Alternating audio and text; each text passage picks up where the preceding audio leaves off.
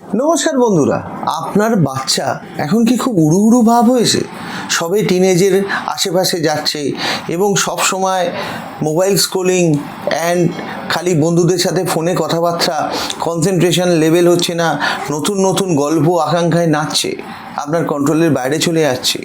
এই ক্ষেত্রে আমাদের দেখতে হবে তার মধ্যে রাহুর প্রভাব অত্যন্ত বেশি।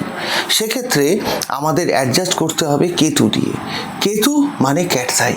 এবার এই ক্যাটসাইয়ের কালার কি হবে, কতটা সুতো থাকবে, এই জায়গাটা দেখার জন্যে তার ছক, হাত আর নিউমোলজি দেখে আমরা বিচার করব যে সেটা কী কালারের আমরা স্টোনটা দেব এবং কত রতি দেব।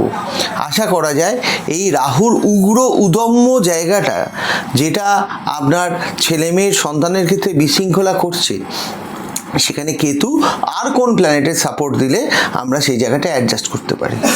ভালো থাকবেন, সুস্থ থাকবেন, নমস্কার।